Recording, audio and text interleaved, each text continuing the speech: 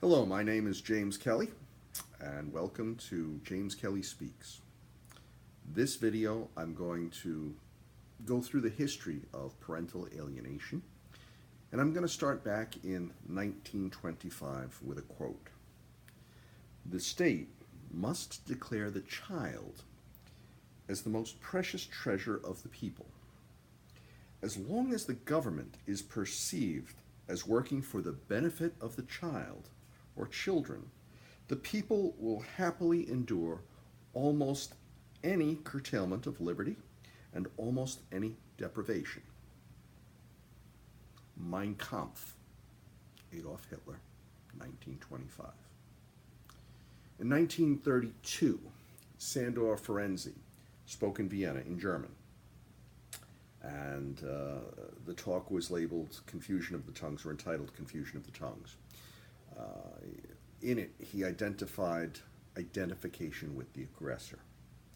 And that was the first time that I can find in the literature that that was a term that was used. 4 years later, Anna Freud, Sigmund's daughter, would write about it in English for the first time in her 1936 book, As a Defense of the Ego. So, let me go back to 1935 for a second, because two very interesting things happened in 1935. You had the United States New Deal that was signed into law that included the United States Social Security Act.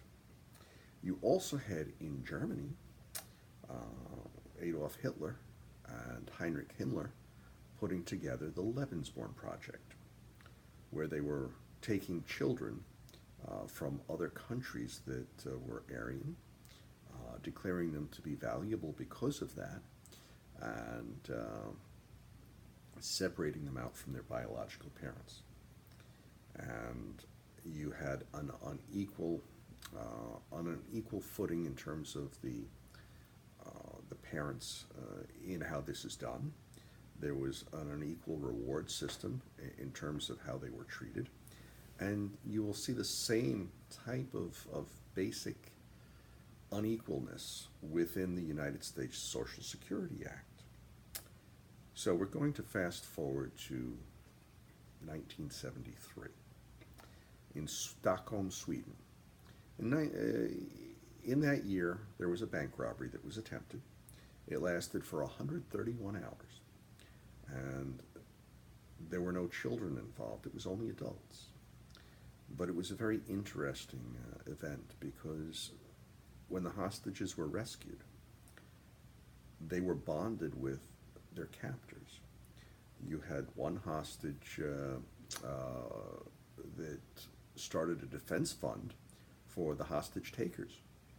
You had another one that accepted a marriage proposal, and they would not cooperate with the police. And this was confusing to many, but yet it completely fits the profile of identifying with the aggressor. In 1985, Dr. Gardner wrote a paper, Recent Trends in Custody and Litigation, and in that paper he coined the term parental alienation. It was a good term, and that was the only good thing about the paper that he wrote. Other than that, the paper was complete junk science. And I say that unequivocally. He did not define the term. He spoke about it in the context of the actions of a child first, and later in the context of the actions of the adults around the child. He did not cite a single scientific reference. He did not put it through the peer review process, and he self-published. In 1998, there was a joint study between the CDC and Kaiser Permanente that has come to be known as the ACE study. What they did was they studied 17,500 adults, their medical histories, and did a survey on the adverse childhood experiences that they had as a child. And what they realized was that there was a dose-dependent correlation between the adverse childhood experiences in childhood and the adverse health effects later in life. And while it was a landmark paper on on correlation, it did not suggest causality. In 2006, Jennifer Holt wrote an encyclopedic paper trashing Dr. Gardner's work as being inadmissible. She wrote a paper on the inadmissibility of parental alienation that was peer-reviewed. It had 460 citations, which is dramatically more than most. And she closed it with the opinion that parental alienation was not admissible and should never be admissible. 5 years later, Dr. Amy Baker would actually be, to my knowledge, the first expert that has shepherded through the issue of parental alienation through the court system to find it as admissible in the Commonwealth of Massachusetts. In 2012, Dr. Craig Childress, wanted to tackle this particular issue and bring it back to a diagnostic method and criteria within the constructs and principles of modern psychology instead of what Dr. Gardner had done before him. And he had created the model of attachment-based parental alienation, which to date I believe is the best model within modern psychology that explains the situation. It does, however, have 4 significant points that it lacks. The first is it does not address the prevalence of parental alienation. Dr. Jennifer Harmon did that in 2016 with 2015 data with respect to the alienated parents, finding that 9.03% of the parents in the United States had been alienated to some degree, roughly half mildly and half moderately or severely. It did not address the third parent under the doctrine of parens patria. It did not address the betrayal bond and the dissection of the betrayal bond from the perspective of psychoneuroendocrinology and the stress levels raised.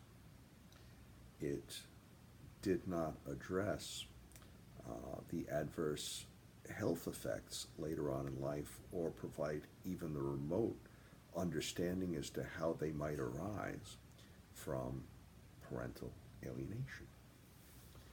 2018, I did exactly that. I covered not only parental alienation, but the four lacking points of attachment-based parental alienation. It is entitled Title IV of the United States Social Security Act, an epidemiological vector of glucocorticoid neurotoxicity. I not only have the paper that I published with full references, fully cited, but I've also included the peer review itself, my defense of the peer review. I have included a presidential memorandum draft for hopefully a presidential signature, and a petition to support doing the science to either validate it or refute it. So we'll go through in the next video what the details of those 4 points are so that you can understand that better. And I look forward to this being used as an educational tool for people to understand what parental alienation is better. I want to close with dispelling some myths as to what it is not. Parental alienation is not child abuse.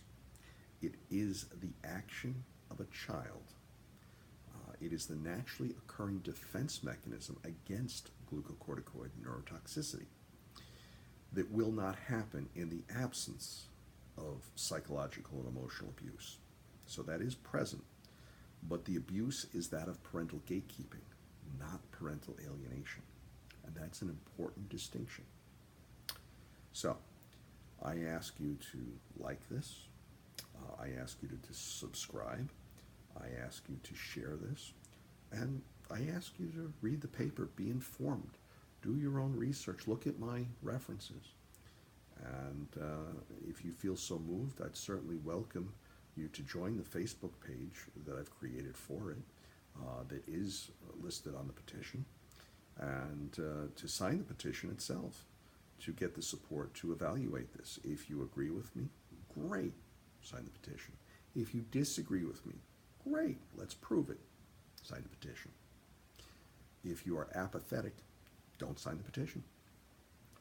Thank you very much, and I hope you found this informative. Have a great day.